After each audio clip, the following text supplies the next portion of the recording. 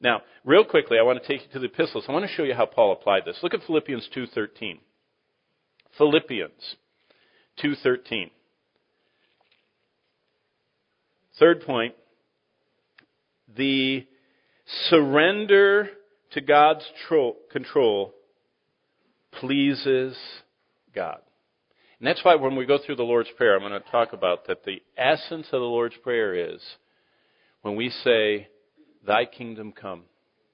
Martin Luther, the great reformer, he used to call this the terrible prayer. The Lord's Prayer was the terrible prayer. Do you know why? Because we say to God, Your kingdom come. You know what that, if you understand the force of the Greek language, it was saying, occupy, control, take me over. And he said, that's terrible. He said, it's terrible for a Christian to tell God, I'm yours, take me over, and then to operate their own way. It is so offensive. It's kind of like renting a car from Hertz and they don't give you the keys. Wouldn't that bother you if you rented a car at the airport and they wouldn't give you the keys? They said, well, you rented it. There it is. Yeah, but I want the keys. I want to drive it. No. It's just there. Sit in it, And look at the countryside from the airport parking lot. Wouldn't that bother you? I mean, how would you like to go to Walmart and buy something and on the way out the door they take it away from you? You go, well, I thought I bought it. It's mine. God says, I bought you at a price. You're supposed to glorify me. You took the keys back. You're not doing what I want you to do. Now look at Philippians 2:13. This is how Paul, and real quickly I want to show you this because Paul is the best applier of this truth. Philippians 2:13. For it is God who works in you both to will and to do for His good pleasure. And when we do that, look at verse 14. We do all things without complaining and disputing, so we can become blameless and harmless, the children of God without fault in the midst of a crooked and perverse generation, among whom we shine as lights in the world. And we hold fast the word of life. But it all starts in verse 13.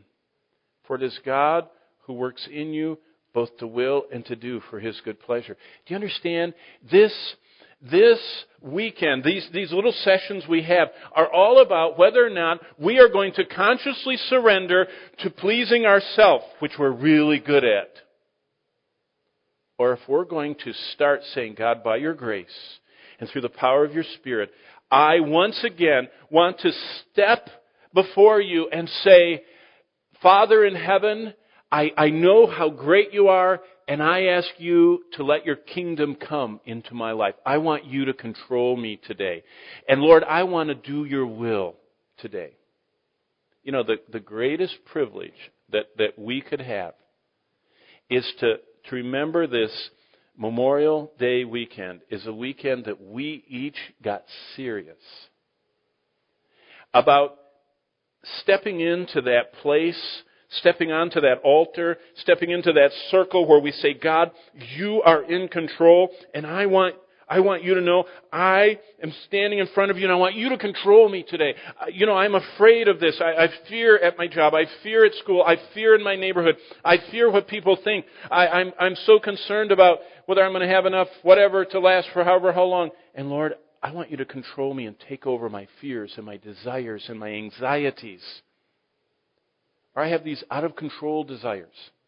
I have such desires, I want to fulfill them in an illegitimate way. And Lord, that's how I've been my whole life. Lord, I want you to control me. And you know what? Paul said this. It's God who works in to will and to do for His good pleasure. All we have to do is surrender to Him. And it doesn't matter if you surrender to Him and unsurrender to Him. The Lord is the God of the second chance and the third chance and the fourth chance. Do you remember what He said to Peter? He says, forgive them 70 times 7. What that means is if humans are supposed to be that forgiving, can you imagine how forgiving God is? God says, I will forgive you and save you to the uttermost. I have lovingly chosen to pour out my love on you so that I will love you to the uttermost, no matter how many times you fail.